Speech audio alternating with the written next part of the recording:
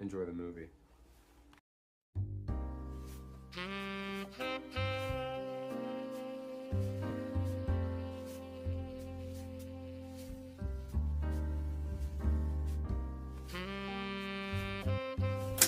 It was a case like any.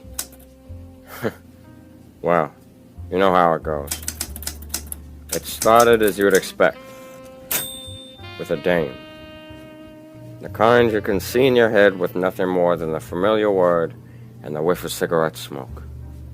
She was a real tiger. I'll never forget the day she walked in. The sky was gray, as always. The jazz was coming in on the radio, smooth and copyright-free, just how I like it.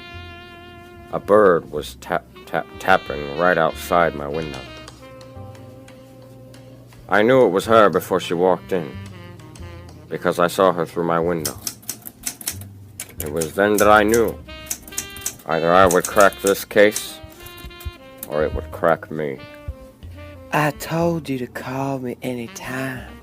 I'm a busy monkey, what can I say? Well, how about you start with, good to see you. I wouldn't be lying. You have a case for me?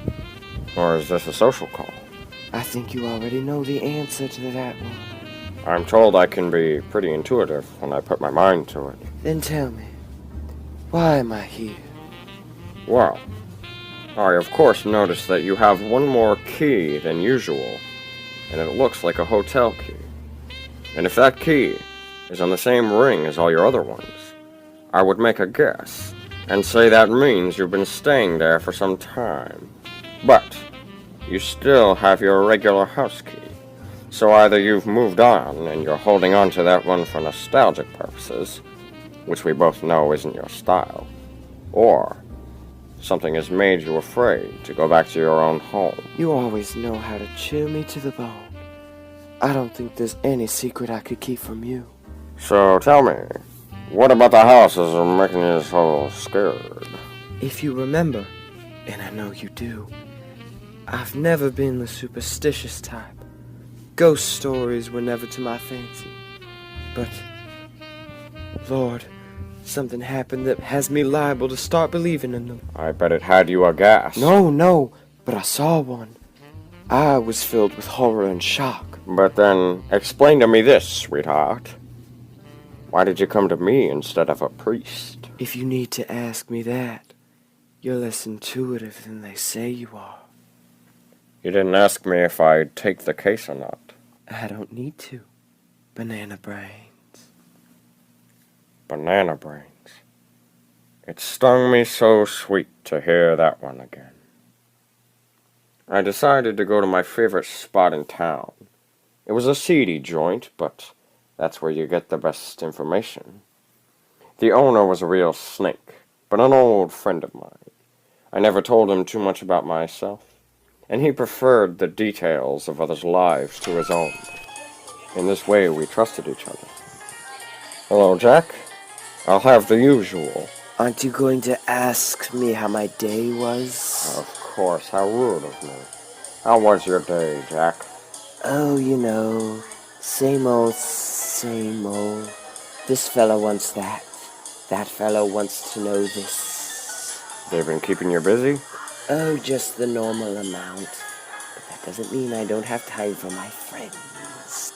Jack, you're the only saint in this city. And you're the only flirt who doesn't get on my nerves. Please, if you flatter me anymore, I'll be a pancake. So, a little birdie told me you're looking into doing some ghost hunting. A little bird? Bastard. So, what if I am? Well, I don't know nothing about that. But I might know something about a recent shipment of bedsheets. Bedsheets? That's right. White ones? What else? Who ordered the shipment? Well, I don't know if I can recall a name. But let's just say he might not be as golden as he appears on the outside. I see. Let me guess. I didn't hear that from you. No need for my name to be dragged through the dirt when I'm already down there anyways. Thanks, Jack. I owe you... How many is that now? Just keep coming here to see me, and I think we can call it even. That sounds like you're getting the lesser half of the deal. You underestimate your effect on me, detective.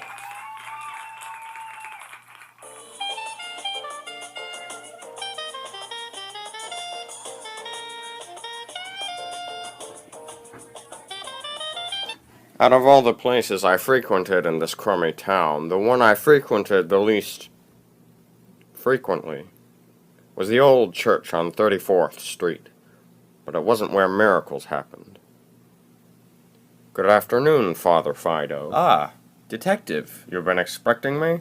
Should I have been? When a man is visited by a private eye, usually, if that private eye is a good one, that man should know exactly why he's there. But you forget, detective. I'm not a man. Merely his best friend. A dog? A priest. Right.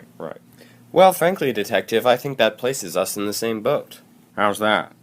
Well, usually when a person visits a priest, if that priest is a good one, he should know why he's being visited. So why am I here, Father? Well, of course I'd like to believe that you're here for confession, but I know that isn't quite your style. My guess is that you suspect me of some crime. I'll make it simple, Father. Someone just spent some money on some white bedsheets. You know anything about that? I just might. Tell me, what heinous crime have I committed with 77 bedsheets? 77? Yes. I'm sorry, I figured you surely would know the amount, given how intuitive they say you are. Well, let's just say I didn't know. Humor me. What does a priest do with 77 bedsheets? Well, what does an orphan do with one bedsheet? Say what? What, detective, does an orphan do with one bedsheet? I feel like what I'm saying isn't quite making its not quite getting it. hitting its mark. Yeah. Just give it to me raw and uncut, Father. Good Lord. What? Is that bad? I wouldn't repeat it. You're making this take longer than it needs to take. All right, detective. Those bedsheets were bought as a donation. Donation? Yes, for the local orphanage. I didn't know we had an orphanage. What? Surely you remember... Remember what? I don't think I said anything. No, you definitely said something. I don't remember where I was going. Well, you were about to say, surely you remember, and then you were going to say something else. That doesn't sound familiar. You're a suspicious individual, Father Fido. Was our Lord and Savior not tried as a criminal? Oh, you think you're with the... I hope to see you here one Sunday, detective. I'm sorry, Father, but I'm afraid Sundays don't really work for me. We have a Wednesday service. I can't hear you. I didn't trust him any more than I trust my left leg to play the clarinet. But he was able to throw me off the scent. At least for now. Excuse me, can you tell me anything about a recent shipment of bedsheets? Oh, sure. Father Fido is very good to us. Didn't charge us a penny for it. That man's got a heart of gold. Yeah, he's really something. Well, if I didn't know better, I'd say it sounds like you's harboring some bad feelings toward the good father. What do we do with our bad feelings, detective? We remember that anger is not a bad emotion and that... Hey, wait. How do you know my name? Your name is for real, detective? Oh, I see. You're trying to get information off of me, huh? Well, it won't work. I'm like a safe that keeps information inside, and only I know the combination. But I can't even get into the safe because I am the safe, and I don't have the arms to open my own door. Sounds like you have issues with opening up about your feelings. Damn. You know what? You keep your 77 bedsheets and your orphans and the pudding that always tastes like it wasn't put in the fridge. Hey, wait, how do I know that? Oh, I'm sorry, but you're mistaken. Yeah, it must be, because I definitely never lived here. No, about the bed sheets. You said there was 77, but we only received 76. I was never here. Well, actually, never mind.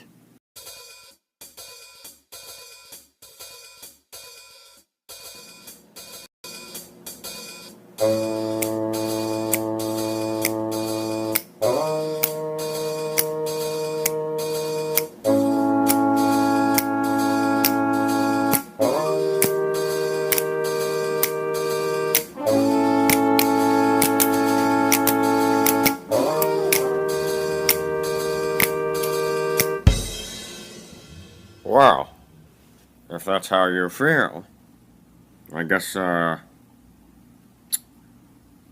let's dance.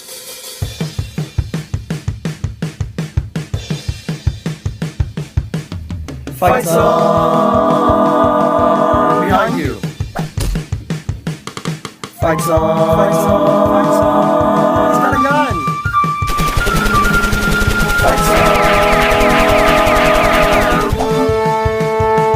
Look out, detective! Fight song!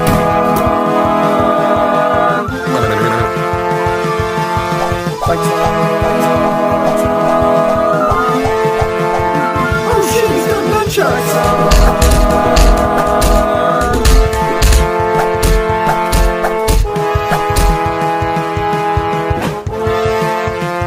Tell me who you're working for. Tell him who you're working for. Tell him who you're Guys, working for. Or he guys, will it's rip cool, out your guys. lungs. Or he will rip out your lungs. Or Guys, he will I've take got your it from- eyeballs, guys! or he will- I've got it from here. Thank you. All right, now. You're welcome.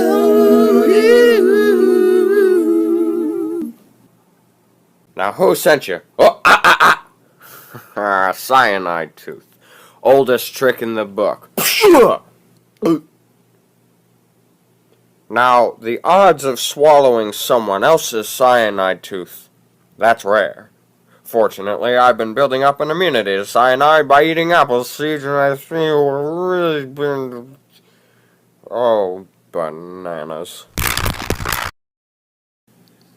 How could someone survive that high of a dose of cyanide? Oh, I have my ways.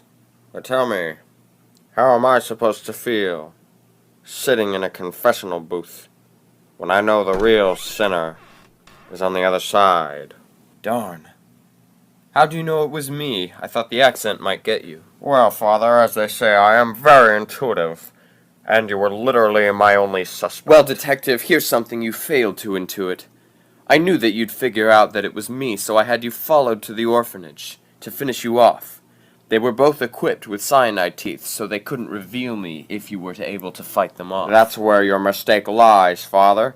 You see, I knew your guy would have a cyanide tooth, so I was able to stop him before he swallowed it. My dear detective, I'm afraid you are the one who is mistaken.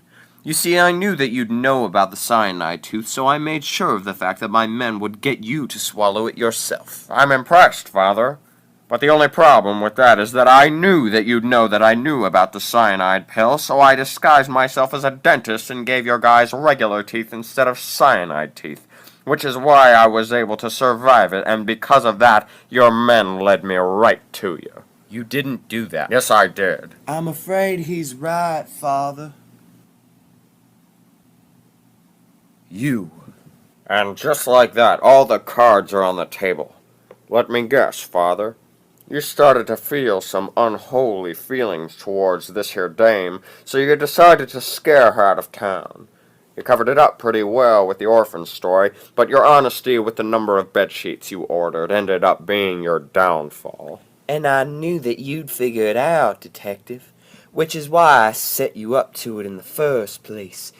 So you two could do all the hard work in getting each other in the same place, so it would be easier for me to take the both of you out.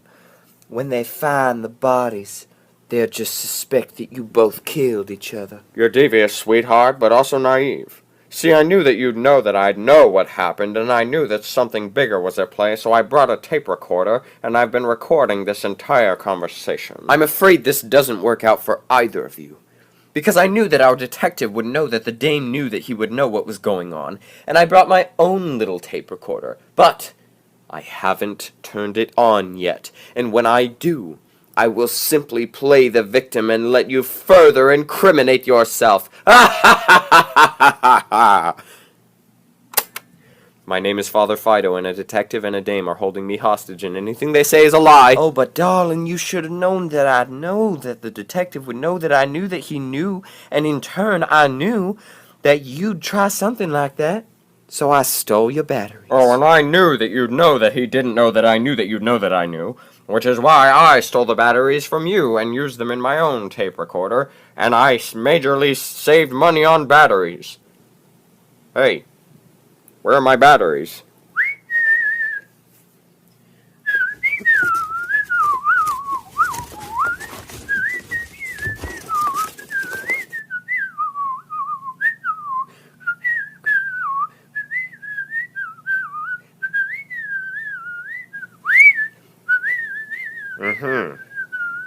Yes, I see.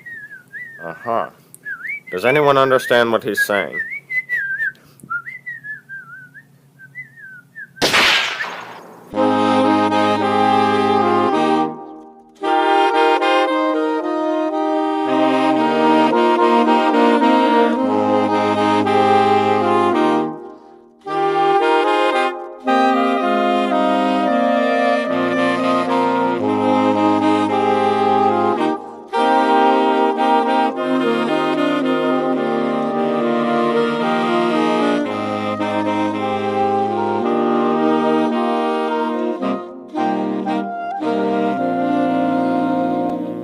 I didn't want it to come to this, but now I'm left with no choice.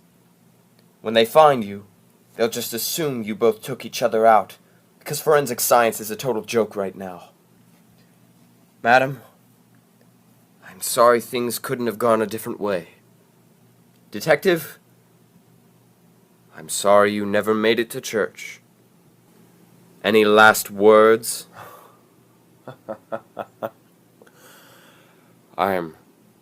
I'm sorry to take the Lord's name in vain, Father, but holy shit. You almost had me for a second. What are you talking about? Yeah, what are you talking about? You have quite the poker face, Father. But you forget that I know that you know that she knew that I knew that... I swear to Christ I will kill you. I'll cut to the chase.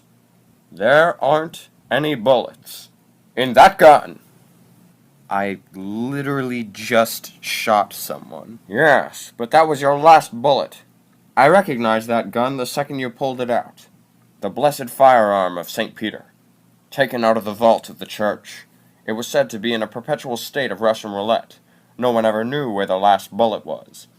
St. Peter himself said he saved the last bullet for the devil. You think you can just say things are in the Bible and people will believe it? Another thing I know about the Bible is that dogs have fleas, which would therefore lead to you having an itchy trigger finger. That involved the Bible in no way. Your itchy trigger finger is what made you accidentally shoot our friend just now, which is why you shouted out an alarm when it happened. That didn't even happen!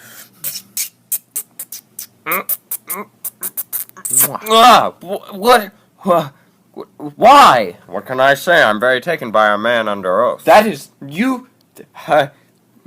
not what... Don't say anything homophobic, Father, because it'll be the last thing you ever say. What? Oh no. Cyanide tooth. Oldest trick in the book. Well, sweetheart, this looks like the end of the line. They'll be here any second for the two of you. There's nowhere to run. It's over. I know it is. I just wish the fun could have lasted a little longer. 2 men are dead, sweetheart. Let's make it a third. Whoa! Did that scary demon voice come from you? What if it did? I am into that.